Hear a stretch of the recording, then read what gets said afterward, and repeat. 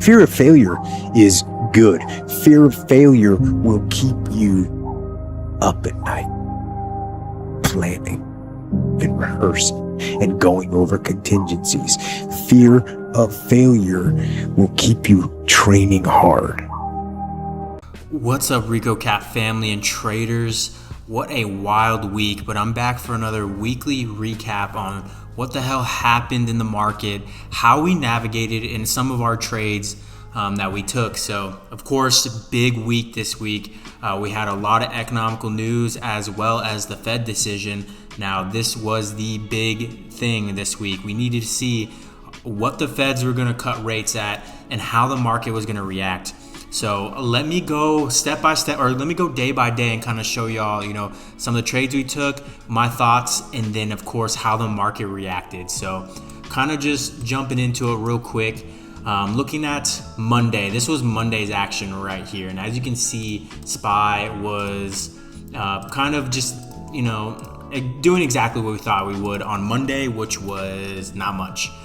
We knew we'd be in this range, in this zone. I told the team, do less. The plan was do less Monday and Tuesday, and if price action is good Wednesday, we attack. Thursday, we attack, and then Friday, see what we can do. But this is kind of how it went. So SPY wasn't too good, whatever.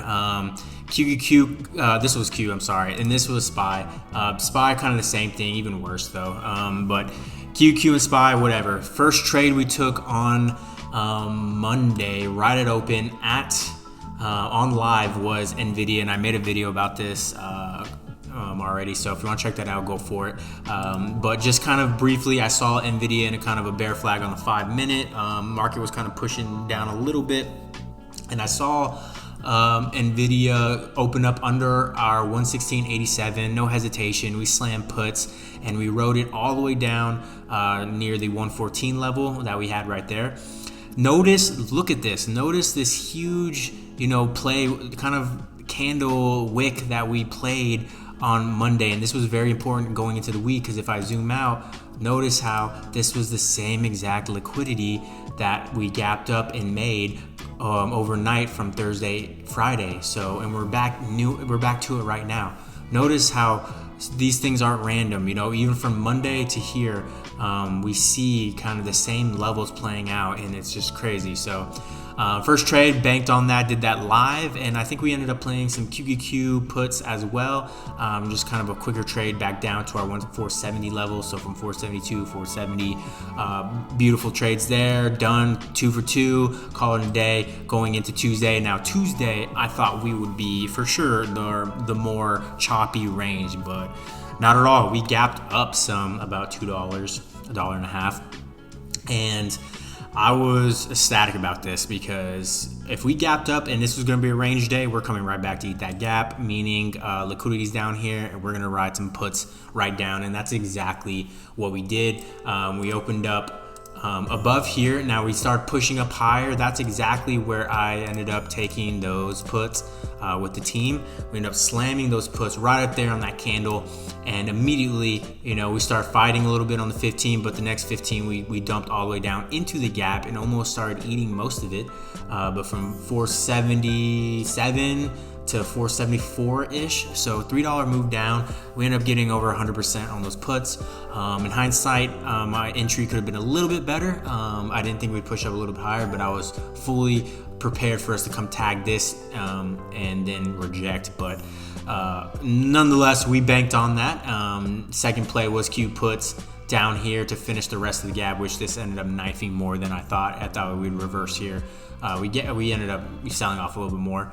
Love that. Notice how we perfectly tagged the RicoCap zone right here. This was a supply at the time, 478, 477. That wick ended up rejecting us all the way down to finally finish that gap. So 2 for 2 on that day for Tuesday, going into Wednesday, which was the Fed decision. Now, SPY and Q pretty much doing the exact same thing, how we held demands here. Q ended up holding demand, and Q was kind of front running a little bit as far as understanding where we were.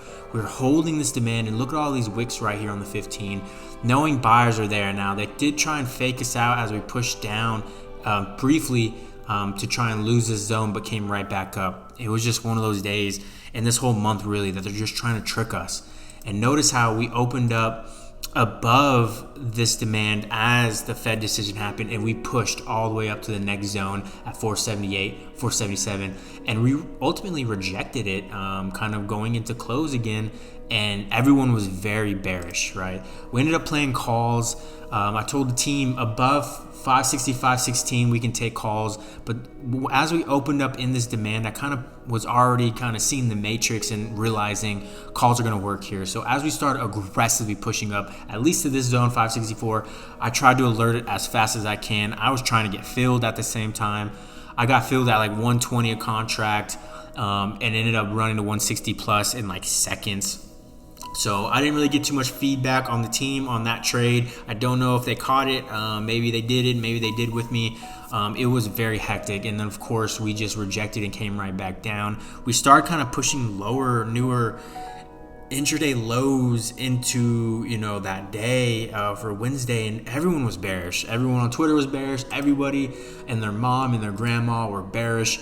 They were like, sell everything. We're slamming puts in the close. We don't care. But this right here is exactly why and how I knew, man, they're going to trick us. Overnight, notice how we're after hours going right here before we actually close at 7 p.m. Central, 8 p.m. Eastern.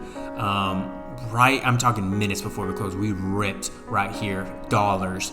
And then futures opened up, and of course, Asian markets opened up, and we obviously gapped up as, they waited to the last minute to do that. And it's just how the game goes, but they really tried to pull the rug over us. So of course we couldn't have played that, right? Everyone's on the other side playing puts. They ripped it up, and then going into Thursday, look at this. SPY's already up $8-9. And of course that open, we end up pushing down straight to this 565, 566 zone. 565, 566. They started the gap a little bit, but demand held and reversed it right back up. If you're playing calls, it was a very difficult day to begin with, but look at this. Even if you're playing calls, a $2 move, grinding all day, you're up, you're down, you're up, you're down, you're up, you're down, all the way for $2 up to our 570 level, and then just rejected for the rest of the day, kind of just chopped, and that was that for SPY. Pretty gross action, to be honest. QQQ just kind of grinded, melted a little bit higher, tagged our 486 supply. That probably would have been a good trade in hindsight, but I was already kind of done for the day. We rejected and just completely came back on this next candle, 2 15-minute candles. So that would have been a decent play from 486 back down to 44, especially near close. So Lotto would have worked there. One of the plays we did take, I sniffed out Amazon. It gapped up, of course, and it was the weaker of a lot of names. Huge gap right here. Also, we kind of dipped a little bit, but we started pushing back up. And the second we saw that supply right there, RicoCapital supply, I ended up slamming puts, knowing that this should be enough to push us down to the gap. But I wasn't going to aim for the gap. I'm just loving the initial kind of rejection. So we slammed head first into the supply zone here. And we got some puts for, I think they're like 188, 187 puts for about $100, and it was like $95, and they ended up running to 170 plus. So beautiful rejection, these two candles right here, exactly the play we're looking for, and hopefully helping out some of the members as well, get some green on a very, very tough day for us. So market was very tough. So, and of course, look at Amazon the Friday today, rejected supply again pre-market. It opened up, tested it one more time, rejected. Beautiful play there. They reversed it after the gap filled, came right back up. Insane. Going into kind of today as well, we played some SPY puts right up here as we rejected, and target was 566. Solid kind of moved down, got some trims, sold most, stops above buy as they kind of pushed it back up, and of course they came more down to try and eat some of that gap, but reversed it. So we're eyeing the rest of that gap going into next week. Same thing for Q, we still have it down here, so we shall be looking for Q to attack that rest of the gap. Very easy trade kind of going into that as well. My thoughts on the market. So the Feds did cut rates 50 basis points, 0.5. So This is 2 times what they promised us. They promised us 0.25, and the market reacted. It was so tricky, right? So the market reacted positive, came down, they loaded the calls, ripped it back up, but we gapped. So in order to go higher, as everyone was so bullish, the bulls can't be gapping things up. Every time we gap up, we leave liquidity down here, and we need to come down and take that out. It's just kind of how the rules of the market goes there. So I was, of course, I'm bullish, but I didn't play much calls up here because it's a lot of hot air. At any time, they can rug pull this down to that gap and take out that liquidity. So notice how we just trickled all the way down from after, the huge push up. The real move was somehow swinging calls for the gamble and then just cashing out completely, thanking God, right? And then, just playing it light after that. But it was very tough action. Played some lotto stuff, right? NVIDIA was another trade where we gapped up, we pushed into the supply right here. And this was just, I want to go over this trade because it was I was right about the trade, right about kind of, the timing wasn't the best, but the timing, it didn't matter. There's 3 things you need to know going into a trade for you to know you're going to win. 2 of them you don't have to get perfect, but 1 of them you have to get perfect, one of the rules, or else you will lose that trade. Now, my timing, we jumped into puts right up here, knowing we would probably reject this supply, which it went against us all the way to the top there, which wasn't too much, probably over $1 move, and then rejected. That's fine, right? So timing, whatever. Your entry doesn't need to be the best. Timing doesn't need the best. One thing that needs to be perfect is you need to nail that strike and expiration. You need that strike price and expiration. We went 114, and I went 114 thinking these would go in the money if we actually cleared this gap. And I made the mistake going cheaper contracts when I should have went more expensive contracts, less contracts, and just kind of gauged it that way. If I went to 118 or 117, these would have been in the money the next day. We would have been up, even kind of projecting up here, going down. We would have been up on the trade even in the close. Of course, that opened too. We opened up down here, and we would have been all right. But we went 114, of course, in the expiration. If we went next week, expiration 2, we still would have been all right, especially as we're hovering over this gap. In the gap, we'd probably be cashing out. If we did get the 114, but got them next week, probably cashing out Monday, Tuesday, easy. So wanted to highlight that trade.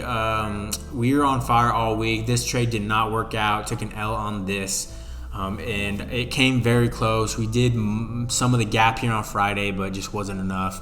Right idea, kind of wronger execution, but I want you guys to learn from my mistakes. I kind of jumped the gun on that. I should have been a little bit more patient, and I've totally kind of in the moment did not realize how much they're trying to trick us. Not much follow through on these last 2 days. So it's how the market went. I'm glad it's over this week. It's been a long week, very tough. These are not normal market conditions. These are very rigorous market environments. And if you can survive this, you'll be able to survive banking on easier months. September seasonality is easily the worst, trading action for the market and for myself as well. So it's kind of a known thing. So don't beat yourself up too much if this week was tough for you, and if this week was good for you, you survived probably one of the hardest weeks out the year. So glad it's over, and we're looking forward. We're ready to bank and ready to make more money. So let's do this, guys. I appreciate you watching the video. That's the recap for the week. We stuck and move, sniper shots, took it day by day, and just kind of stuck together as a team. And that's how we're going to survive out here in this damn market wilderness. So appreciate you watching the video. Like, comment, subscribe, share, and tune in for the next week. I'm giving out weekly videos as well. I do give individual trade recaps, so keep an eye for all of that. Appreciate y'all watching the video, and I'll see you on the next one.